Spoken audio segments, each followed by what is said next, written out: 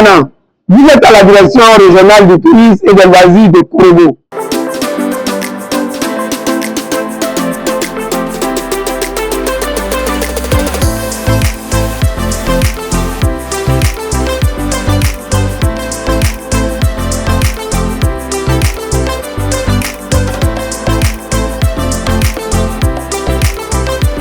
Je suis Madame Kone Pelaoteri, directrice régionale du tourisme et des loisirs de Korogo. Il faut dire que l'activité touristique, c'est d'abord une activité de découverte, de déplacement qui concourt au bien-être personnel. C'est aussi une activité économique et dans ce sens-là, nous encadrons tous les opérateurs qui rentrent dans le cadre de l'activité touristique, notamment les hôteliers, les restaurateurs, les maquis, les bars, qui sont des établissements de loisirs, les boîtes de nuit et les parcs de loisirs. Nous procédons aussi à la prospection des sites touristiques et à leur valorisation, leur promotion. En ce sens-là, je peux dire que la région du Poro est très fournie en matière de potentialité touristique. Nos sites sont majoritairement des sites artisanaux. Nous avons le site du village de Faka avec les peintres sur toile. Nous avons le village de Kapele avec les perliers.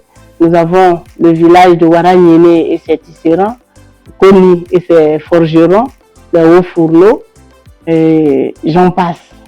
Nous avons aussi les parcs de loisirs, notamment l'éco-ferme de Lokoli, le domaine Bini et l'espace Yeningue.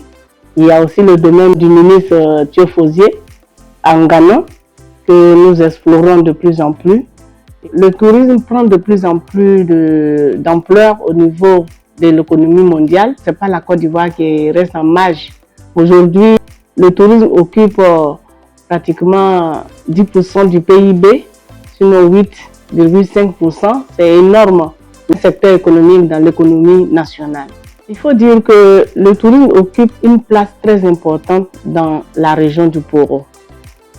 En ce sens que le peuple Sonofo, qui est le peuple autochtone de la région du Poro, est très conservateur.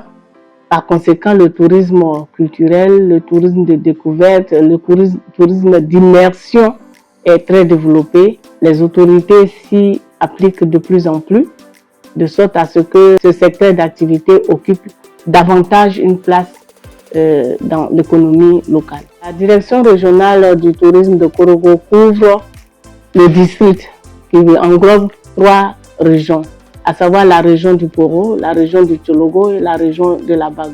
On ne peut pas dire que dans le nord il n'y a pas d'eau, parce qu'il y a quand même de grands fleuves qui traversent le nord. Je vous disais tantôt que la direction couvre le Tchologo, la Bagou et le Poro. Dans le Poro, nous avons par exemple le Bandama qui traverse et sur lequel effectivement un des hauts cadres a réalisé un projet écotouristique qui est merveilleux. En Ngano, il y a aussi un aménagement aux abords d'un cours d'eau. Et nous avons aussi le fleuve Komoué du côté du Tchologo, le fleuve Baboué du côté de la Bagoué. Donc il y a beaucoup d'eau qui traverse le district des Savanes que nous couvrons. Il faut dire que de plus en plus les visiteurs cherchent l'immersion. Et donc, une des thématiques que nous cherchons à vendre en ce moment, c'est l'immersion sur les sites artisanaux. Vous voyez que tous les visiteurs de Waranyene finissent par s'essayer au tissage. Tous les visiteurs de Faka finissent par s'essayer au dessin, ainsi de suite, même à Kapele. Et donc, c'est un peu ce que nous vendons.